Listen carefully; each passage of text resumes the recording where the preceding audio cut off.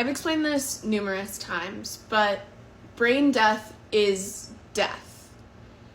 There is no coming back. And the reason is because your brain is in charge of everything that happens to your body.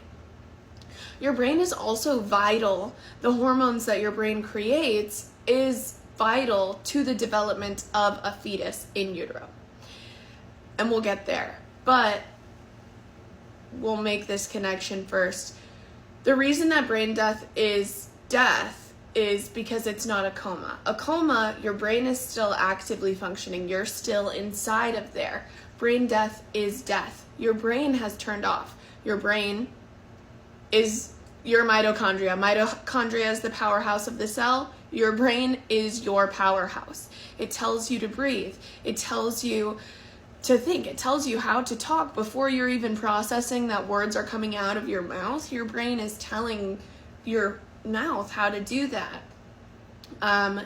When you get hurt, the pain is not in your body. The pain is in your brain.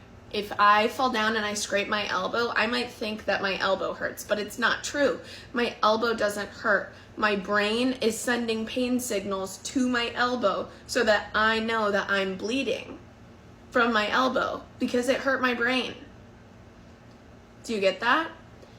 When your brain is dead, you are dead. That brain death on February 19th, Adriana Smith that's her death time because she died. Machines were keeping her organs functioning, but they were not keeping her alive. Life support is not life. That is the severe difference there. And when a fetus is in utero, it is vital to that fetus's development that there is action happening in the brain and also movement happening for the development of the fetus. And Chance was deprived of that his entire development.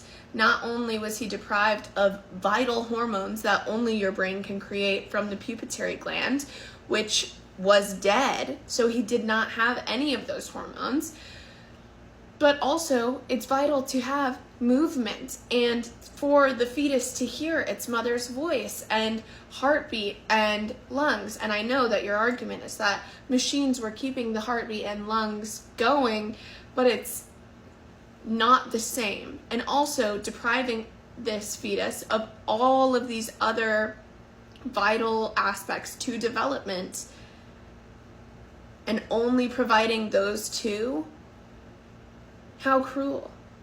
This isn't even like a pro-life argument to say like her body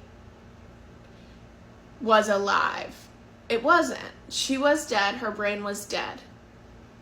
Her body wasn't even alive. Machines were preventing her body from decomposition. And it's cruel because she had a DNR. This went against her family's wishes.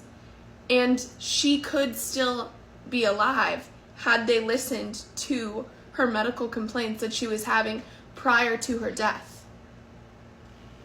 It's not pro-life in any way that you look at it. Adriana Smith should have been given life-saving care prior to her death. Even just a CT scan would have shown that she was having blood clots in her brain.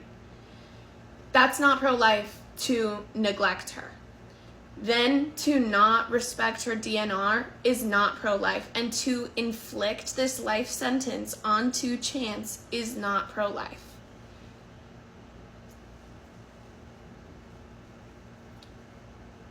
Brain death is death, and she died and was turned into an experiment.